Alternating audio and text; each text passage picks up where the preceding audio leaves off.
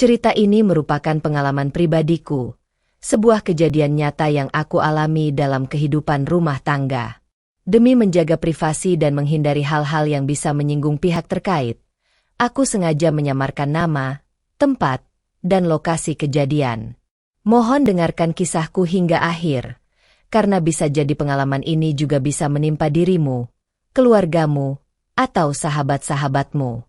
Jangan lupa untuk mendukung channel ini dengan menekan tombol subscribe, serta tinggalkan komentar dengan kata-kata penyemangat seperti, "Kakak, jangan menyerah, tetap semangat ya," agar aku bisa terus berusaha memulihkan kondisi mentalku.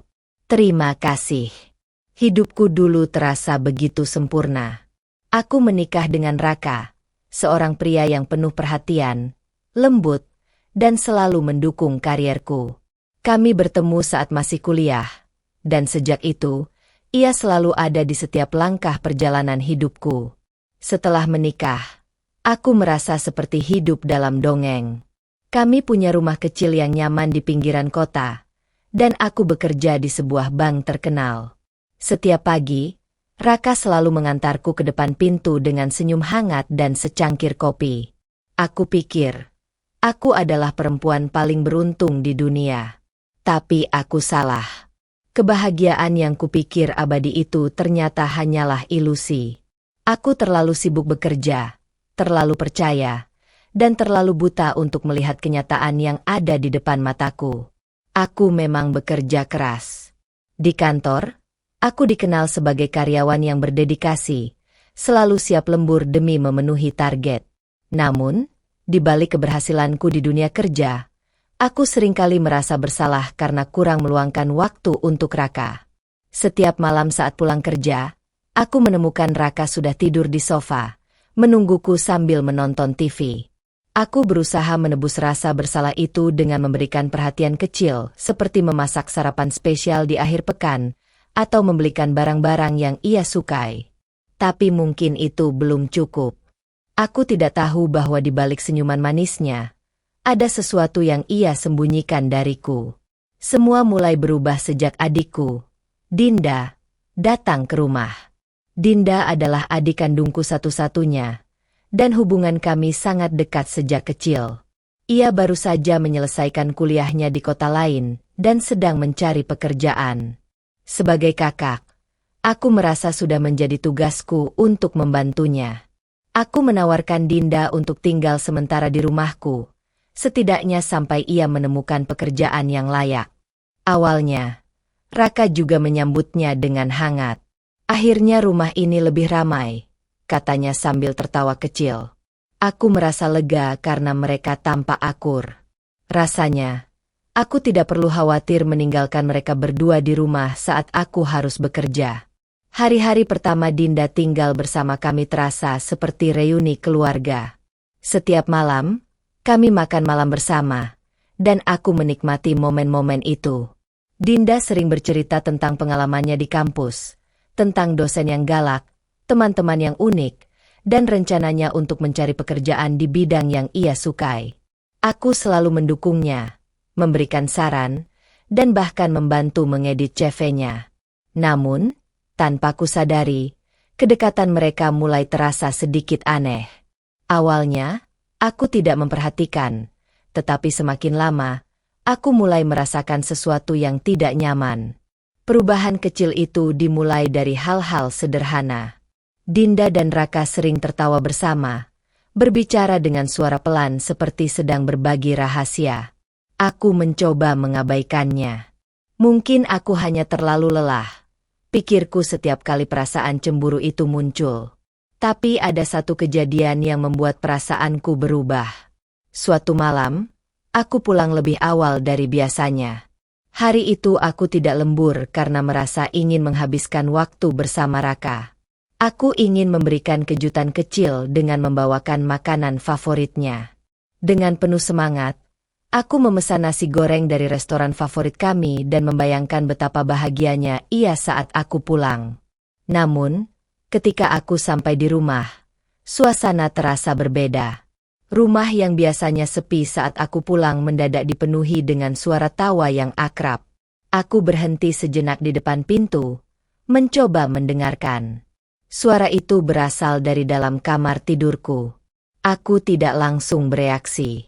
Mungkin aku salah dengar, pikirku, meski hatiku mulai berdebar kencang. Aku berjalan pelan menuju kamar, berusaha menenangkan diri. Tapi semakin dekat aku melangkah, suara tawa itu berubah menjadi bisikan-bisikan pelan. Aku tahu ada sesuatu yang tidak benar, tapi aku tetap berharap itu hanya perasaanku saja. Saat aku membuka pintu kamar, dunia seolah runtuh di hadapanku. Aku melihat Raka dan Dinda duduk di atas ranjang, saling berbisik dengan ekspresi yang sulit dijelaskan. Mereka tampak terkejut saat melihatku berdiri di pintu, memegang kantong makanan dengan tangan gemetar. "Kak, kamu sudah pulang?" tanya Dinda dengan suara gugup. Raka hanya diam. Wajahnya pucat seperti baru saja tertangkap basah melakukan sesuatu yang salah. Aku tidak tahu harus berkata apa. Aku ingin berteriak, menangis, atau mungkin bertanya apa yang sebenarnya terjadi. Tapi lidahku keluh, tubuhku kaku, dan semua yang bisa kulakukan adalah menatap mereka dengan tatapan kosong. Aku memutuskan untuk tidak mengatakan apa-apa. Aku menutup pintu kamar perlahan, meninggalkan mereka berdua di dalam, lalu berjalan keluar rumah. Hatiku terasa berat, seperti ada ribuan jarum yang menusuk-nusuk. Di dalam mobil, aku duduk sendirian sambil memandang keluar jendela. Air mata mulai mengalir tanpa henti. Aku mencoba meyakinkan diriku bahwa mungkin aku salah paham, bahwa tidak ada yang terjadi antara mereka. Tapi suara tawa dan bisikan itu terus terngiang di telingaku, seperti hantu yang tidak mau pergi. Malam itu menjadi malam terpanjang dalam hidupku. Aku duduk di dalam mobil hingga larut malam, mencoba mencerna apa yang baru saja kulihat. Aku tidak ingin kembali ke dalam rumah itu, tapi aku juga tidak tahu harus pergi kemana. Aku merasa seperti orang bodoh. Aku telah memberikan segalanya untuk Raka, mengorbankan waktu dan tenagaku demi membangun masa depan kami. Dan kini, adikku sendiri, orang yang seharusnya menjadi bagian dari keluargaku, mungkin telah mengkhianatiku. Aku tidak tahu harus menyalahkan siapa, Raka, Dinda, atau diriku sendiri yang terlalu sibuk hingga tidak menyadari apa yang terjadi. Pagi harinya, aku memutuskan untuk kembali ke rumah. Dengan langkah berat, aku masuk dan melihat Dinda sedang duduk di ruang tamu, wajahnya sembab. "Kak, aku minta maaf," katanya dengan suara bergetar. Aku tidak menjawab. Aku hanya berjalan ke kamar, mengambil pakaian kerja, dan bersiap untuk pergi ke kantor. Aku tidak tahu bagaimana menghadapi situasi ini. Aku hanya tahu satu hal, hidupku tidak akan pernah sama lagi. Malam setelah kejadian itu, aku memutuskan untuk berbicara dengan Dinda. Rasanya sulit sekali untuk memulai percakapan. Bagaimana mungkin aku, seorang kakak yang selalu melindungi adiknya, kini harus bertanya apakah ia telah melukai kepercayaanku? Aku duduk di meja makan, menunggu Dinda keluar dari kamarnya. Ketika ia akhirnya muncul, aku langsung menatapnya dengan tajam. "Kita perlu bicara," kataku dengan suara yang lebih tegas dari biasanya. Dinda terlihat gugup, tetapi ia tidak punya pilihan selain duduk di depanku. Awalnya, ia hanya terdiam. Aku memintanya untuk jujur, tetapi jawabannya membuatku semakin hancur. "Kak, aku nggak tahu harus bilang apa. Aku nggak bermaksud menyakitimu," katanya sambil menangis. Namun, air mata itu tidak mengurangi rasa sakit di hatiku. Aku ingin tahu apa yang sebenarnya terjadi di antara mereka, tetapi Dinda hanya memberikan jawaban yang berputar-putar. Ia terus mengatakan bahwa semuanya adalah sebuah kesalahan, bahwa ia tidak tahu bagaimana semua ini bisa terjadi. Aku merasa seperti sedang berbicara dengan orang asing, bukan adik kandungku yang seharusnya selalu mendukungku. "Bagaimana kamu bisa melakukan ini, Din? Kamu tahu aku mencintai dia?" tanyaku, hampir tak percaya. Tapi Dinda hanya menunduk, tak mampu menjawab. Malam itu aku menyadari satu hal, hubungan kami tidak akan pernah sama lagi. Ketika aku mencoba berbicara dengan Raka, situasinya justru lebih buruk. Aku berpikir, mungkin Raka akan merasa bersalah dan meminta maaf. Tapi yang terjadi adalah kebalikannya. Saat aku mulai mengungkit apa yang terjadi di antara dirinya dan Dinda, ia malah membalas dengan nada tinggi. Kamu pikir kenapa ini semua terjadi? Kamu sibuk kerja terus, bahkan gak pernah ada waktu buat aku, katanya dengan suara keras. Kata-katanya seperti pisau yang menancap di hatiku. Aku terkejut, tidak menyangka bahwa ia akan menyalahkanku atas pengkhianatannya sendiri. Aku mencoba tetap tenang meskipun darahku mendidih. Jadi ini salahku? Aku bekerja keras untuk kita, untuk masa depan kita, dan kamu malah. Aku tidak bisa menyelesaikan kalimatku. Suaraku tercekat oleh emosi yang membuncah. Tapi Raka tidak peduli. Ia terus saja berbicara, membela dirinya sendiri. Aku cuma manusia biasa. Aku juga butuh perhatian, katanya. Aku merasa tidak percaya dengan apa yang aku dengar. Orang yang selama ini aku pikir adalah partner hidupku, ternyata adalah orang yang paling egois yang pernah aku temui. Di saat itu, aku sadar bahwa tidak ada lagi yang bisa aku lakukan untuk menyelamatkan hubungan ini. Hari-hari setelah kejadian itu terasa seperti mimpi buruk yang tidak pernah berakhir. Setiap kali aku pulang kerja, rumah terasa dingin dan penuh ketegangan. Aku mencoba untuk menjaga jarak, tetapi tinggal di bawah atap yang sama dengan dua orang yang telah mengkhianatiku adalah siksaan. Dinda mencoba beberapa kali untuk berbicara denganku, tetapi aku selalu menghindarinya. Aku tidak tahu bagaimana harus menghadapi situasi ini. Bagaimana aku bisa memaafkan seseorang yang telah melukai kepercayaanku begitu dalam? Bahkan melihat wajahnya saja sudah membuatku marah. Sementara itu, Raka bersikap seolah-olah tidak ada yang terjadi. Ia melanjutkan hidupnya seperti biasa, tetapi aku tahu ada jarak yang semakin lebar di antara kami. Ia tidak lagi berusaha untuk memperbaiki hubungan kami, dan itu membuatku semakin yakin bahwa ia tidak benar-benar peduli.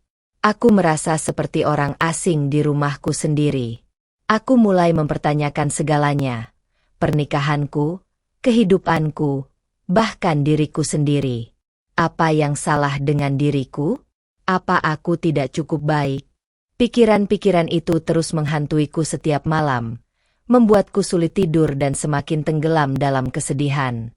Di tengah keterpurukan itu, aku menemukan secercah harapan.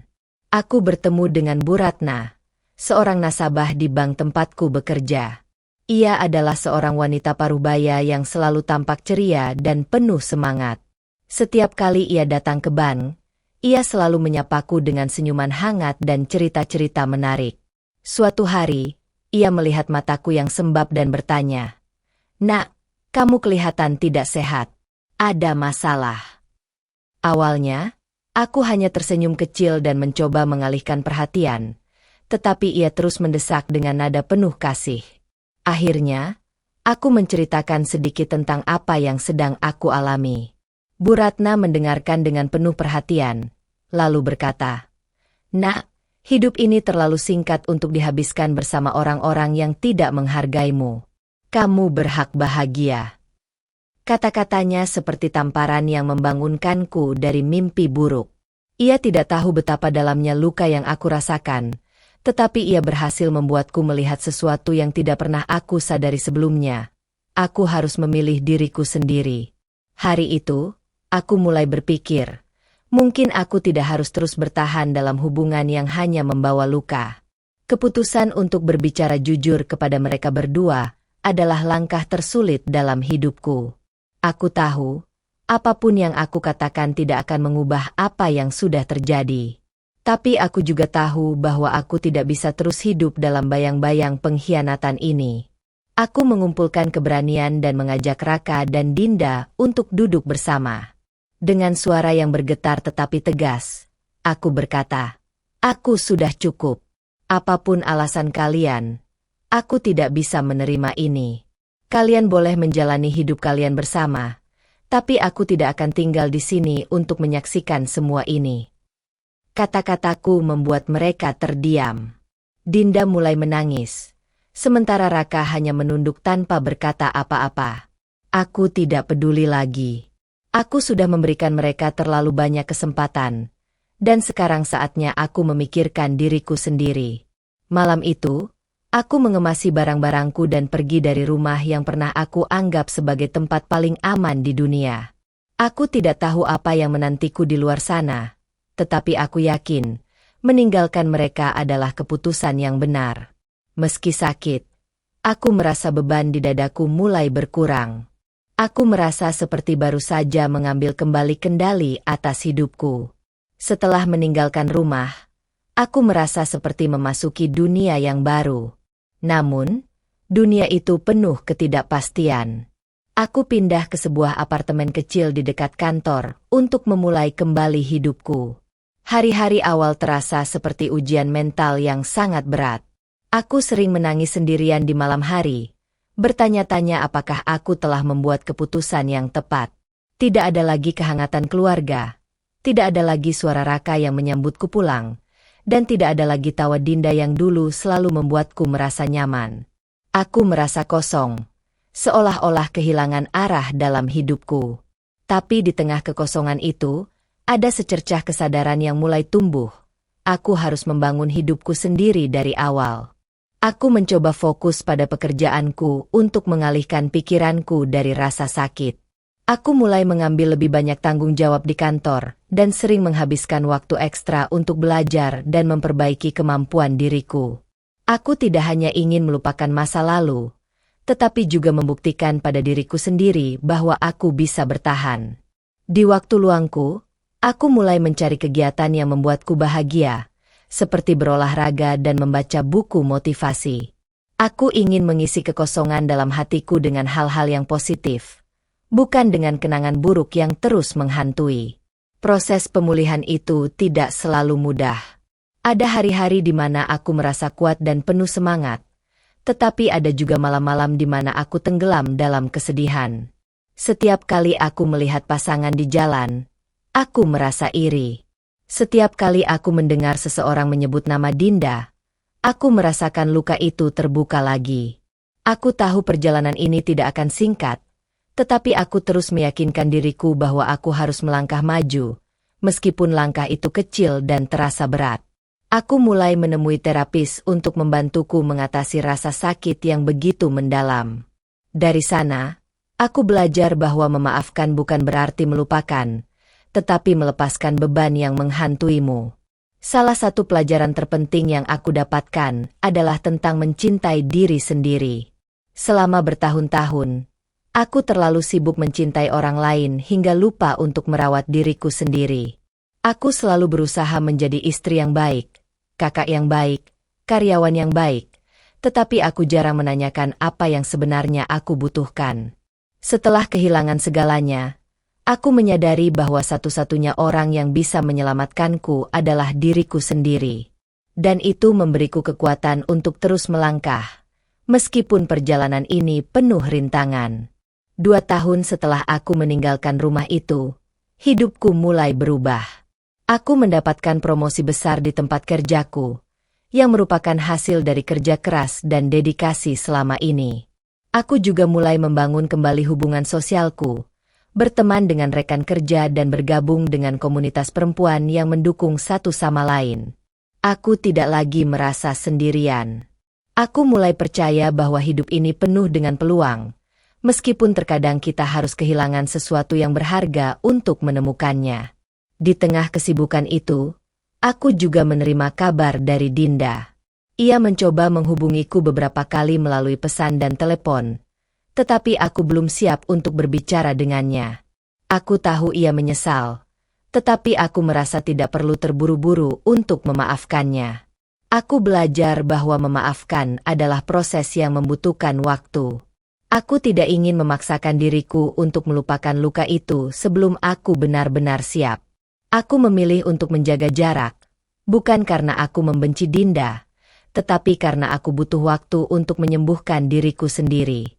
Pada akhirnya, Aku menemukan kedamaian yang selama ini ku cari.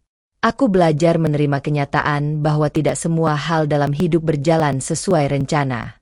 Terkadang, kita harus kehilangan sesuatu untuk mendapatkan sesuatu yang lebih baik. Aku tidak lagi menyalahkan diriku atas apa yang terjadi. Aku menyadari bahwa pengkhianatan mereka adalah cerminan dari kekurangan mereka sendiri, bukan karena aku kurang baik atau kurang mencintai. Aku mulai memaafkan Raka dan Dinda, tetapi bukan untuk mereka, melainkan untuk diriku sendiri. Aku tidak ingin membawa beban kebencian itu ke masa depanku. Aku juga belajar untuk tidak terlalu bergantung pada orang lain untuk kebahagiaan.